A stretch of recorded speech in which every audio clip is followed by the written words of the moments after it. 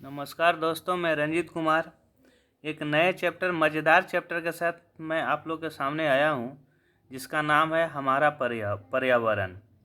हमारा पर्यावरण आखिरकार है क्या? पर्यावरण मीन्स कहने का मतलब कि जहाँ हम लोग रह रहे हैं उसके आसपास जितने भी वस्तु है, चाहे सजीव हो निर्जीव है, सारे को मिलाकर ही पर्यावरण बोलते हैं। पर्यावरण उन सभी जीवित मतलब लिविंग और निर्जीव नॉन लिविंग चीज़ों का समूह है जो मिलकर हमारे आसपास की परिस्थितियों को बनाते हैं। इसमें शामिल है जीवित तत्व। जीवित तत्व में क्या क्या है? मनुष्य है, पशु है, पौधे हैं और सूक्ष्म जीव है। और निर्जीव तत्व में क्या है? हवा है, पानी है, मिट्टी है, तापमान है और प्रकाश है। मीन्स डैट कि हम लोग को पर्यावरण में, इन्वायरमेंट में दोनों का महत्व उतना ही है, जीवित तत्व का और निर्जीव तत्व दोनों का। पर्यावरण मतलब जीव प्लस अजैविक कारक प्लस आपसी संबंध, एक दूसरे का आपसी संबंध।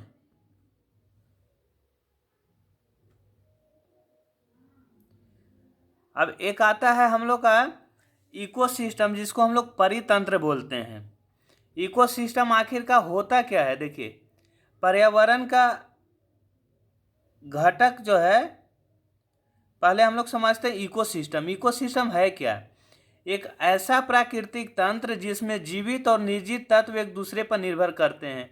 मतलब कि मानव जो है पेड़ पौधे पर निर्भर कर रहा है, उसको हम लोग क्या बोलते हैं? परितंत्र, मतलब इकोसिस्टम।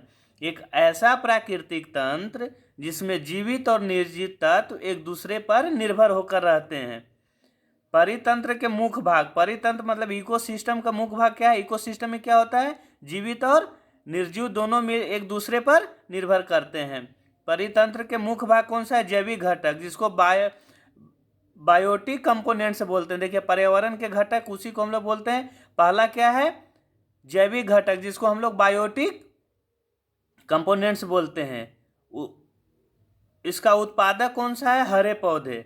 मतलब हरे पौधे क्या है? प्रोड्यूसर है, मतलब वो अनाज को प्रोड्यूस कर रहा है। दूसरा इसी में आता उपभोक्ता, जिसको हम लोग कंज्यूमर बोलते हैं। कंज्यूमर्स कौन सा आता है? प्राथमिक और द्वितीयक और तृतीयक। उपभोक्ता में तीन तरह के हैं, प्राथमिक, द्वितीयक और तृतीयक। दूसरा आता है अपघटक। अपघटक मतलब जिसको हम लोग कम डिकम्पोजेज बोलते हैं, जिसमें डिकम्पोजेज में क्या क्या आता है? बैक्टीरिया और फंगस। दूसरा आता है घटक में आता है अजैविक घटक, जिसको हम लोग एबायोटिक बोलते हैं। एबायोटिक में क्या आता है? सूरज की रोशनी, तापमान, पानी, हवा और मिट्टी।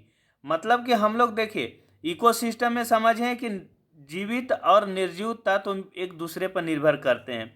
परितंत्र का मुख्य भाग कौन सा हुआ? दो गो, जैविक जिसको हम लोग बायोटिक कंपोनेंट बोलते हैं, और अजैविक घटक जिसको हम लोग एबायोटिक कंपोनेंट बोलते हैं। एबायोटिक कंपोनेंट में क्या क्या है? सूरज की रोशनी, तापमान, पानी और हवा। देखिए यहाँ तापमान, वर्षा, वायु, मिट्टी, खनिज, ये सब जो है अजैविक में आते हैं। जैसे जंगल, तालाब, समुद्र, घास का मैदान, ये सारे के सारे जो है अजैविक में आते हैं। मीन्स पर्यावरण में क्या है, ये इतना मज़ेदार चैप्टर है ना कि आप लोग गौर से सुनिएगा तो बड़ा मज़ा आएगा इसमें। और अगर अच्छा लग रहा है तो आए हैं, वीडियो देख रहे हैं तो कमेंट ज़रूर करें कि क्या है, क्या और इसमें चाहिए।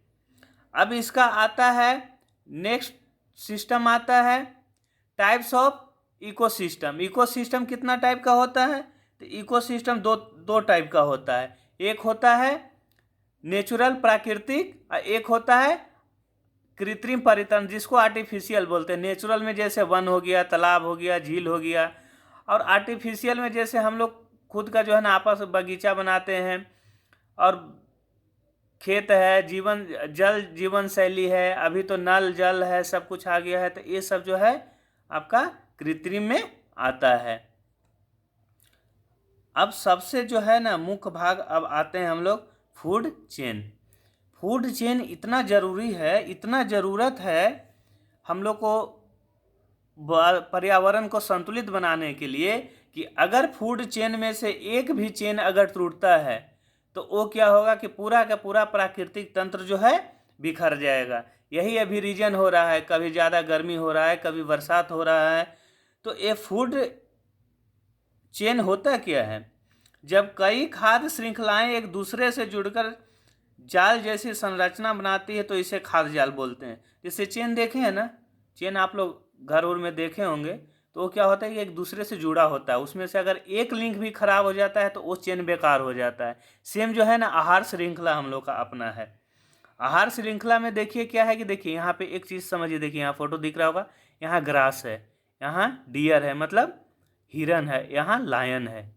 ये क्या है, ग्रास जो है, किस ग्रास को क्या कौन खा रहा है, डियर खा रहा है, मतलब कि हिरन जो है ग्रास खा रहा है, और हिरन को कौन खा रहा है, शेर खा रहा है।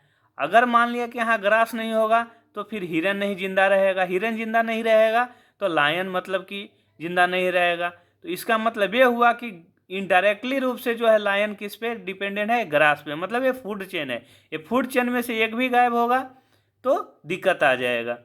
जैसे उत्पादक, जिसको हम लोग प्रोड्यूसर बोलते हैं, उत्पादक मतलब हरे पौधे जो सूर्य के प्रकाश से भोज बनाते हैं। उपभोक्ता, वो जीव जो भोजन के लिए पौधे अन्य जीवों पर निर्भर करते हैं। जैसे हम लोग कंज्यूमर हैं, हम लोग प्रोड्यूस नहीं करते हैं, हम लोग किसी दूसरे पे निर्भर है। जैसे पेड़ पौधे पर निर्भर हैं वेज के लिए, और नॉन वेज खाना के लिए हम लोग फिर जो है जीवों पर निर्भर करते हैं।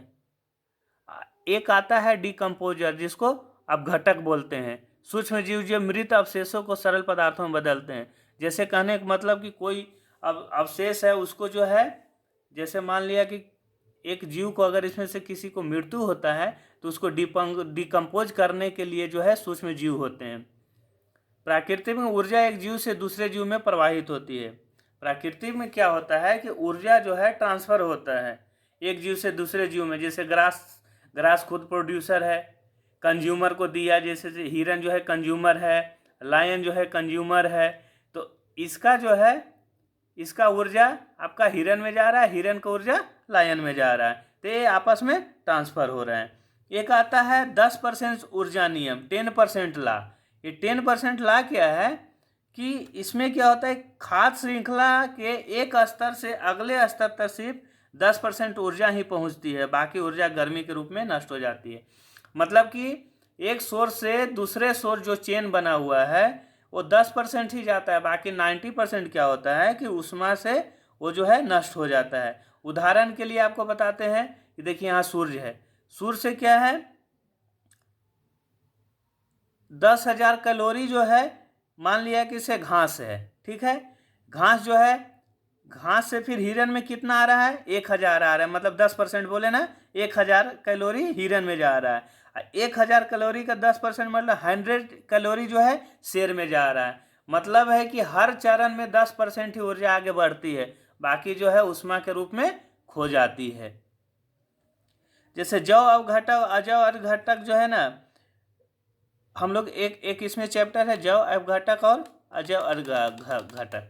तो इसमें क्या है कि जो प्राकृतिक रूप से अपघटित हो जाते हैं उसे जैव अपघटक बोलते हैं, जिसको हम लोग बायोडिग्रेडेबल बोलते हैं। जैसे कागज, कपड़ा, फल, सब्जी, ये सब क्या है कि अपने आप जो है ये अपघटित हो जाता है, नष्ट हो जाता है। एक होता है अजैव अपघटक, जो आसानी से नहीं सड़ते हैं। जैसे है प्लास्टिक है, कांच है, धातु। आपने प्लास्टिक को देखा होगा, एक जगह फेंकिए वो 10 साल तक वैसे ही रहता है। कांच है, मेटल है, मेटल अगर रस्टिंग वाला है तो धीरे धीरे भी उसमें भी टाइम लगता है।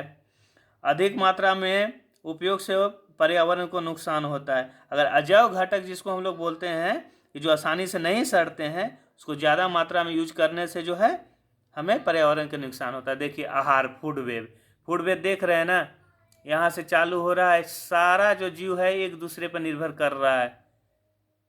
ये देखिए, ये जो है समुद्री जीव के दिखाया, प्राकृतिक में सीधी जैसे विभिन्न आहार श्रृंखला आपस में जुड़कर एक जाल बनाती है। यह परितंत्र के संतुलन के लिए बहुत महत्वपूर्ण है, आपस में एक दूसरे को जोड़ रहा है। अगर एक उसमें से नहीं होगा तो दूसरा का भोजन नहीं हो पाएगा, और दूसरा का भोजन नहीं होगा मतलब कि वो जीव जो है धीरे धीरे नष्ट हो जाएगा।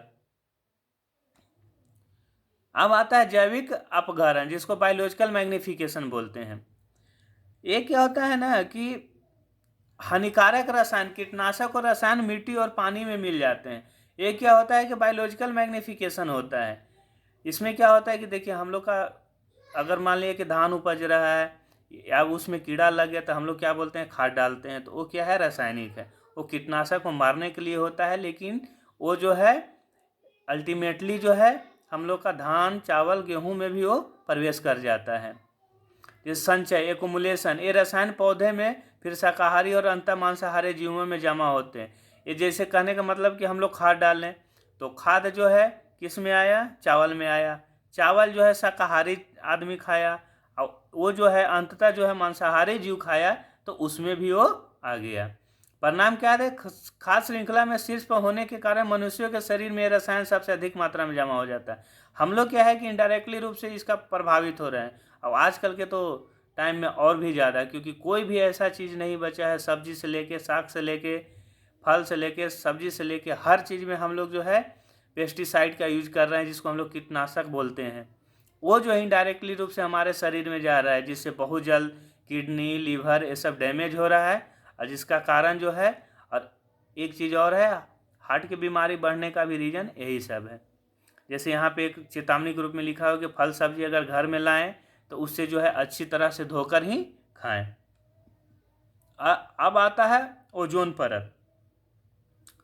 ओजोन परत में क्या है कि ओजोन परत, जिसको हम लोग O3 बोलते हैं, पृथ्वी को सूरज की हानिकारक अल्ट्रावायलेट किरणों से बचाती है। ओजोन क्षरण के कारण, ओजोन आखिरकार जो है क्षरण क्यों हो रहा है, मतलब कि विघटन क्यों हो रहा है, तो उसमें CFC गैस होता है, जिससे जैसे फ्रिज से निकलता है, AC से निकलता है, एयर फ्रेशनर जो हम लोग यूज करते हैं, स्प्रे यूज करते हैं। अगर मान लिया कि ओजोन परत में जो है ओजोन परत का अगर होल बढ़ रहा है तो उसका हम लोग प्रभाव क्या पड़ता है, तो त्वचा कैंसर, आँख की बीमारी और फसलें नष्ट हो रही। सावधानी क्या करना है, इसमें CFC रहित उपकरण यूज करना है, मतलब कि AC और फ्रिज जो है ना जितना कम से कम यूज करें। समाधान क्या है, CFC रहित उपकरण, पर्यावरण अनुकूल गैसों का उपयोग करें। ओजोन परत का शेयर देखिए O+ O2 क्या बन रहा है, O3 बन रहा है। एक क्या करता है, ओजोन परत क्या करता है कि अल्ट्रावायलेट किरणें जो सूर्य से आती है वो डायरेक्ट आने नहीं देती है।